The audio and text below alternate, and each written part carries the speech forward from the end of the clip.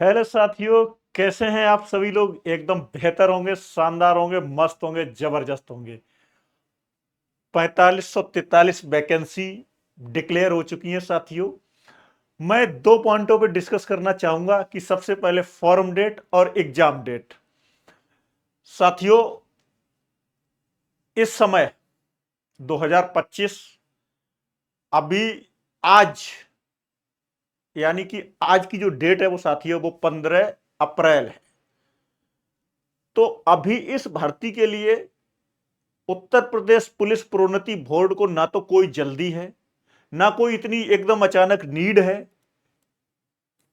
कि एकदम अचानक जो है कोई नीड है कि यूपी में सब इंस्पेक्टर्स की कोई जो है कोई कमी चल रही है। तो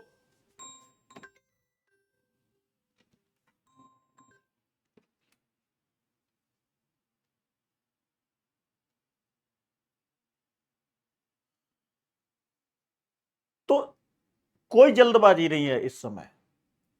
तो उम्मीद और दुनिया किस पर कायम है? उम्मीदों पे ही कायम है साहब। बस डिक्लेयर हो गई, हमें ये देखना है कि क्या मेरी एज लिमिट अगर थोड़ी सी आउटडेटेड हो रही है तो थोड़ा सा प्रयास किया जाए इस फील्ड में।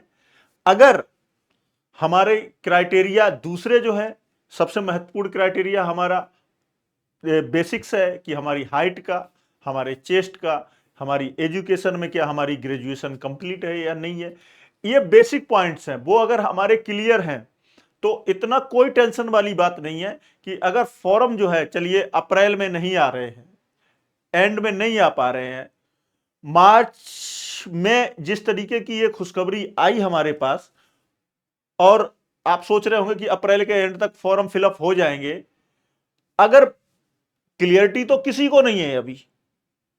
अगर कोई ये कहता है कि साहब हम भविष्य वक्ता हैं और मुझको सारी सरकमस्टेंसेस, सारी सिचुएशन पता है, तो मेरी हिसाब से उसको सही नॉलेज नहीं है। हमारा उद्देश्य सिर्फ इतना है कि अगर मई में मई में भी बहुत मुश्किल है, अभी कोई फॉर्म फिलअप होने की कोई संभावना नहीं है, क्योंकि कोई भी भर्ती बोर्ड अभी जल्दबाजी में नहीं है। सारा सेटअप तैयार करेगा, सारी चीजें क्लियर करेगा।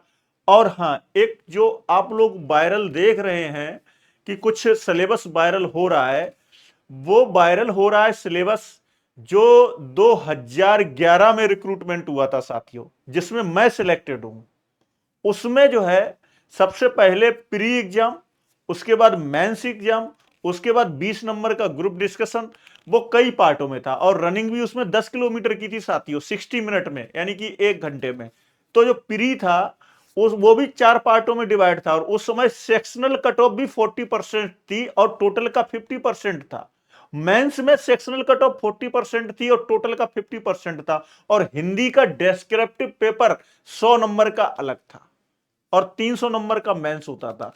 तो अभी तक हो सकता है कि जिस तरीके से इन्वेस्टिगेशन में विवेचना के पार्ट पे जो है एक डेस्क्रिप्टिव पोर्शन की नीड होती है, एक स्टोरी राइटर की जरूरत है, एक कहानी बनाने की जरूरत है, जिस तरीके से हम केस डायरी लिखते हैं, तो हो सकता है कि हमारे सिस्टम में अगर ये विचार चल रहा हो कि ठीक है यार, ऑब्जेक्टिव जो क्वेश्चंस आ रहे हैं उस आईक्यू लेवल के बच्चों से हमारा सिस्टम रन नहीं कर रहा है, क्योंकि इन्वेस्टिगेशन ऑफिसर और आईओ और विवेचनाओं का जो भी दारोमदार है, जो भी एक तरीके से निर्भरता है, जो भी डिपेंडेंसी है, वो सब इंस्पेक्टर पे भी है। और साथियों वो भी डायरेक्ट सब इंस्पेक्टर पे है, क्योंकि डायरेक्ट सब इंस्पेक्टर को ही लंबे समय तक सर्विस का पार्ट रहना है, तो उसको विवेचना का माहिर होना ही पड़ेगा। और हर तरीके की विवेचनाएं, चाहे वो बॉडी रिलेटेड क्राइम की हो और चाहे वित्तीय यानी कि फाइनेंशियल क्राइम की हो, बात क्लियर होगी, चाहे वो साइबर से रिलेटेड हो यानी कि आईटी सेक्टर की हो। तो आपको हर एक फील्ड का मास्टर तो होना ही होना है, और उनको जो है रिप्रेजेंट करना पड़ता है जब आप विवेचनाएं करते हैं, जब आप केस डायरी लिखते हैं। तो जो केस डायरी का पार्ट है तो वो बहुत ही महत्वपूर्ण पार्ट है, क्योंकि उसी पर जो है माननीय सेशन जज से लेकर के, माननीय लोअर कोर्ट से लेकर के, माननीय सेशन जज, सेशन से हाई कोर्ट तक, इवन देन साथियों सुप्रीम कोर्ट तक आप लोगों की केस डायरी पर विचार होता है। और मैं एक वीडियो लाऊंगा महत्वपूर्ण, मैं आपको बताऊंगा कि कैसे उस पर चीफ जस्टिस तक विचार करते हैं। इन्वेस्टिगेशन के पॉइंट पे साथियों, और विवेचना और विवेचक बिल्कुल स्वतंत्र हैं, उन पर कोई भी हस्तक्षेप नहीं है। तो हम बार बार बच्चे ये चिंतित होंगे, मेरे साथी मेरे भाई लोग ये चिंतित होंगे कि सर वैकेंसी कब, एग्जाम डेट कब, डिक्लेरेशन कब। आप इन बातों पे बिल्कुल विचार मत करिएगा। फिजिकल कोई बहुत हार्ड नहीं है, 4.8 किलोमीटर की रनिंग है, कोई हार्ड नहीं है साथियों। उस समय की सर्कमस्टेंसेस से इस समय की सर्कमस्टेंसेस में डिफरेंस है। हाँ, कंपटीशन बढ़ा हुआ है, 35% का इस समय कट ऑफ है। आपको कुछ नहीं सोचना, आपको सिलेबस पे फोकस करना है, क्या चेंज होगा नहीं होगा। अगर नहीं होगा तो ज्यादा अच्छा रहेगा, होगा तो ब्रॉड लेवल पे होगा, भर्ती कई प्रोसेस में जाएगी तो थोड़ी लेंदी हो सकती है। बात समझ रहे हैं ना साथियों। अगर आप प्री के पार्ट पे जाएंगे, मेंस के पार्ट पे जाएंगे, जीडी ग्रुप डिस्कशन के पार्ट पे जाएंगे, फिर फाइनल जब डिक्लेरेशन होगा 10 किलोमीटर की रनिंग के पार्ट पे जाएंगे, फिर लंबा और लेंदी प्रोसेस रहेगा। तो सबसे पहले आपको यह देखना कि हम फिट हैं, हमारी बॉडी फिट रहे, हमारा मानसिक रूप से फिट रहे, फॉर्म कभी भी फिलअप हो, एग्जाम डेट कभी भी आए, इतनी भी लेंदी नहीं आएगी जितना कि हम और आप लोग समझ रहे हैं। लेकिन इस पर फोकस ना करें, हम अपनी तैयारी पर फोकस करें पूर्ण रूप से, आज ही पूर्ण रूप से तैयारी पर फोकस करें, जिससे कि आगे चल करके हमको क्वेश्चन अटेम्प्ट करने में, जिस समय सेक्शनल कट ऑफ में का क्राइटेरिया 50% था, जबकि 2021 में उस समय आप देख रहे थे कट ऑफ की क्या स्थिति थी साथियों। तो आप समझ रहे हैं ना कि जो ये फॉर्म फिलअप करने की जो संख्या है ना, वो उतना कंपटीशन नहीं है साथियों।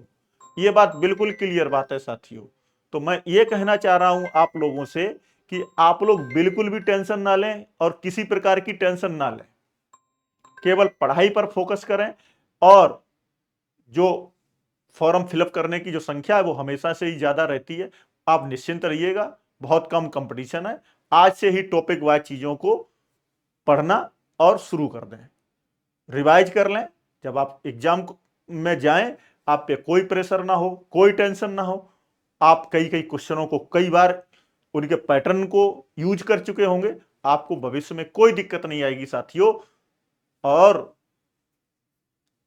हमेशा उपनिरीक्षक का जो पद है ना, वो एक औसत विद्यार्थी का पद है। सुपर फास्ट नहीं चाहिए, चीता नहीं चाहिए, कछुआ की चाल से चलने वाला व्यक्ति चाहिए। ये बात को ध्यान में रखें। बहुत ज्यादा विद्वान लोगों के लिए यूनियन पब्लिक सर्विस कमीशन है, यूपीपीएससी है, स्टेट सर्विस कमीशन है, अदर एग्जाम्स है, एसएससी सीजीएल है। लेकिन यहां हमें एक एवरेज स्टूडेंट की आवश्यकता है, और उसमें आप जैसे लोग बिल्कुल फिट होंगे, बिल्कुल उपयुक्त होंगे, और आप लोग अपनी उपयुक्तता को साबित भी करेंगे। यह हमको पूर्ण विश्वास और दृढ़ विश्वास है। तो जय हिंद साथियों।